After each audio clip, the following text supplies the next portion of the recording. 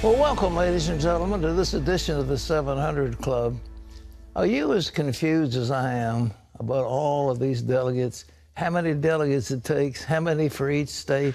How much is proportional? How much is winner take all?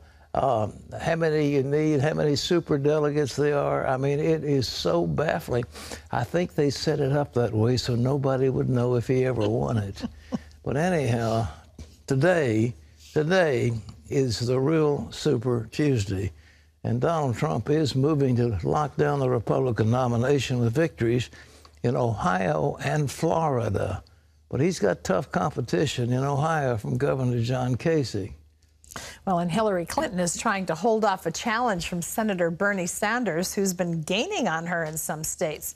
Dale Hurd has this look at today's important primaries in the race for the White House. It's a day that could be the critical turning point in the race for president. Contest in 5 states, including the delegate-rich winner-take-all states of Florida and Ohio. This is a place I want to win. This is the place. This is going to do it. GOP frontrunner Donald Trump was in Ohio overnight attacking its governor and his rival John Kasich. The two are neck and neck in the polls there. Kasich cannot make America great again. Can't do it. If Trump loses Ohio, some experts think that when the Republicans meet in Cleveland, it could be a contested convention. If Kasich loses Ohio, he's likely out of the race. But the Stop Trump movement was in full effect. This country is not about us tearing one another down. Rivals spent Monday reminding voters of the recent violence at some of Trump's rallies. Look, a Bernie Sanders sign. Don't worry, you're not going to get beat up at my rally. One difference between this and a Donald Trump rally is I'm not asking anyone to punch you in the face. There's no violence. There's love fest. These are love fests. In Florida, Senator Marco Rubio is determined to claim victory in his winner-take-all home state, despite polling behind Donald Trump in some cases by more than 20 points. In Charlotte, North Carolina, Democratic frontrunner Hillary Clinton was blaming Trump for the violence at his rallies. I do hold him responsible. I think if you go back now several months, he's been building this incitement. Clinton holds a wide lead in Florida and North Carolina, but recent polls show a tight race in Missouri and Sanders narrowing her advantage in Illinois and Ohio. Dale Hurd, CBN News. You know, that violence, I was listening to one commentator who said that the violence, the one person who attacked, he tried to jump the fence and rush the stage, you remember? Mm-hmm. He wasn't some bystander who suddenly had been activated by Trump's rhetoric. He was a longtime leftist whose mother is a professional leftist agitator. And the whole question that we were dealing with was somebody who was a professional agitator. These aren't just people off the street who say, oh, I'm disturbed because of the rhetoric. And for Hillary Clinton to make like they were, that just is ingenuous, I think, don't you? Well, do you think, I mean, one has to wonder when you watch that, who sent or planted these people to create this kind of chaos? And is that out of fear for Trump's position? Well, who knows? I mean, you'd think that if the left thinks he's going to lose, then why do they attack him? Exactly. You know, it doesn't make any sense. But the last thing that I can remember about really serious violence was in Chicago under Mayor Daley, when there was an anti-war protest against Lyndon Johnson and, you know, all that went along there. And there was violence. The police were throwing, you know, arresting people in hotel rooms, and the demonstrators were throwing bags of urine at windows on top of the police, and it was a bloody mess. So, folks, this is par for the course, but these are not just peaceful people, just like the ones who went to Ferguson, Missouri.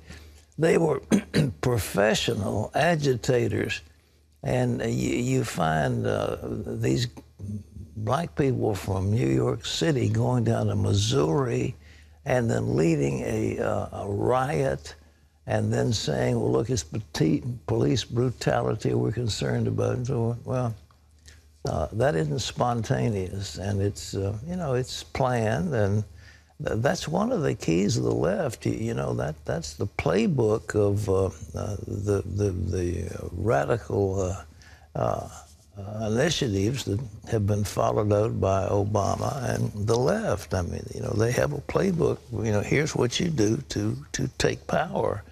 Well, you just were talking about how confusing it is to people who don't know the behind-the-scenes aspect of it, on top of all that you mentioned about the superdelegates and all of that business. I mean, the whole thing is just crazy. You need to spend a lot of time thinking about it, and even if you have, you can't understand what's going on. Well, in other news, a surprising move by Russian leader Vladimir Putin. My guess is that he was running out of money, and this is a face-saving way because he can't stand the heat any longer. And he says, who needs Syria? I'm losing my shirt. But John Jessup has that story. Pat, President Putin has ordered the withdrawal of Russian military forces from Syria. The move comes before a new round of peace talks between Syria's President Bashar al-Assad and opposition forces. But Putin made clear Russia will maintain its naval facility, air base, and some troops in Syria after a nearly 6-month campaign in that country. Although the withdrawal coincides with Syrian peace talks, the country remains deeply divided, and terrorist groups are still fighting to take over the country, which today marks its 5th year of civil war. A top ISIS leader has died from wounds suffered in a U.S. airstrike in Syria. The Chechen terrorist Omar al-Shishani was easily recognized by his red beard. He was one of the more prominent Islamic State leaders, serving as the military commander in Syria. Despite some losses, ISIS still controls large amounts of land in both Syria and Iraq. Well, in Israel, Christian singer Pat Boone won an award for his impact on culture in Jerusalem for writing the title song to the 1960 epic film Exodus. Chris Mitchell explains the strong connection between the singer-songwriter and Israel. Some call the song Israel's second national anthem. This land is mine. God gave this land to me. It came out of the Bible. Yeah. And I knew 2 things. One, that everything in the Bible from beginning to end was written by Jews, about Jews, and for Jews. Not all Christians even realize that, and not all Jews. What we call the Old and the New Testaments all are about Jews and about God's working with his chosen people. And that we Gentiles can get in on it if we accept the God of Israel. The Friends of Zion Award contains the song written in the shape of a harp, translated into Hebrew. Boone originally wrote the words on Christmas Eve on the back of a Christmas card. That card is now displayed in Israel's Holocaust Remembrance Museum in Jerusalem, Yad Vashem. I think this song, Exodus, and the privilege I had writing the words for Ernest Gold's great melody, is part of the most significant time in my life, and maybe significant moments, maybe one of the main reasons I was born. Boone told CBN News that this honor is one of the highlights of his life. I can't imagine any other thing in my life other than my marriage and my own salvation that means as much as this.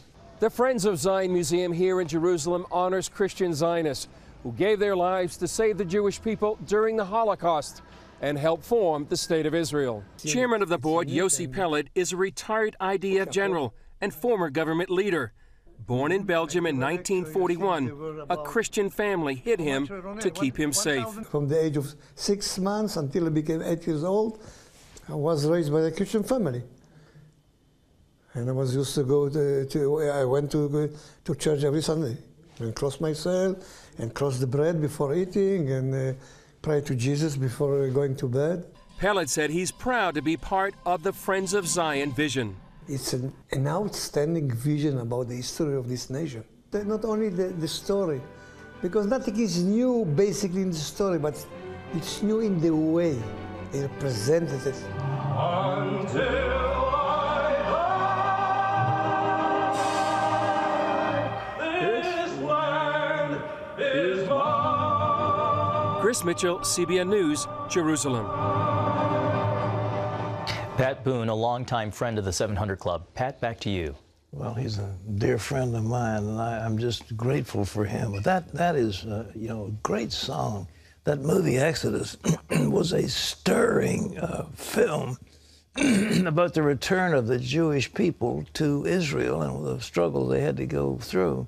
And the theme song, "This Land Is Mine," that was written so quickly by Pat Boone, but that may, you know, you do a lot of things in your life that stand out, and that may be one of his highlights. But he's a terrific friend, and he's a great friend of Israel. John?